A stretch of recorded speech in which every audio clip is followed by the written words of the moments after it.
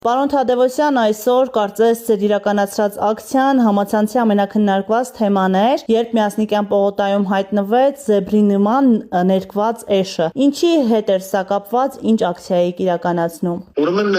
ակցիան կապված էր նրա հետ, մենք 3 խնդիր էինք ուզում լուծենք։ Նախ առաջինը, որ կենտրոնաբանական այգին երևի շատ վաղուց բանից այսքան ուշադրություն չէր ստացել ու բոլորը նաև մենք էլ համոզվեցինք, որ այնտեղ կենդանիները նախ շատ լավ են պահպանվում ու փախնել այնտեղից գրեթե անհնար է։ Երկրորդը, որ ինչ որ ուզում էինք բացահայտենք, դա մեր ընկերության մարքեթինգային քայլներ այն առումով, որ մեր մասկոտը, այսինքն մեզ ներկայացնող կենդանին, մեր բրենդը ներկայացնող կենդանին զեբրն է, որը որ շատ տարածվել է այս վերջի ժամանակներս։ Ուշադրություն ուզում ենք գրավենք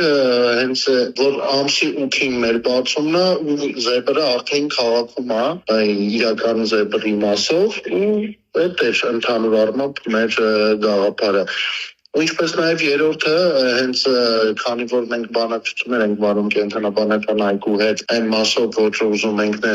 զեբրները, որոնք որ բնակվում են սպային կենտրոնաբանական այգում, վերցնենք մեր պատրոնաժի տակ, ու նաև այդ դրա վրա ենք ուշադրություն ուզում դարձնենք։ Այդ 3 կետերն էլ ըստ ումա փայլուն ստացվեցին։ Պարոն Թադևոսյան, տեսեք, դուք զեբրերի մասին եք խոսում եւ ասում, որ անգամ պատրաստ եք ձեր հոգացության, խնամակալության տակ վերցնել կենդանուն, բայց շատ կենդանիների պաշտպաններ այսօր ահազանգում էին, որ այս դեպքում իշուկի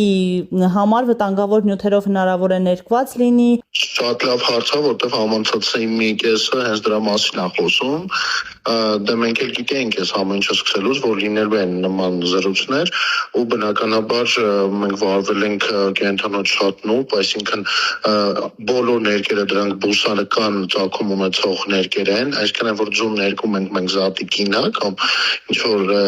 նման անվտանգ նյութերով է ներկված ու ալյուրով, սպիտակ մասն էլ ալյուրն է, այսինքն ինքը ոչ մի վտանգ չի սպառնում, նույնիսկ sense տիրոջ հետ էինք խոսում քիչ առաջ, որ ասենք արդեն լողացնելու ժամանակն է զեբրիկին, ասում իշուկին ասում չէ, չեմ լողացնելու, sense շատ ավելի լավն է, տեսքում մեծ հետաքրքրություն կա իր նկատմամբ։ Ամեն դեպքում ամեն ինչ արված է, որ ոչ մի խնդիր չառաջանա կենտրոնու առողջության հետ կապված, ինքը լիցենզավորված գործունեությունները ամբողջությամբ համապատասխանում է Հայաստանի Հանրապետության օրենքներին, ոչ մի խնդիր չկա կապված կենտրոնու առողջության, իրավական։ Ասացիք, որ օրեր անց արդեն Երևանում կլինի նաև զեյրոն, կխնդրեմ նախաձեռնության մասին պատմել, քանի որ քաղաքացիներից շատերը չգիտեն ինչի մասին է խոսքը։ Ուրեմն ինքը հայկական առաջին արհեստական բանականությունն է, ամբողջապես հայկական հայ ծրագրավորողների կողմից իրականացված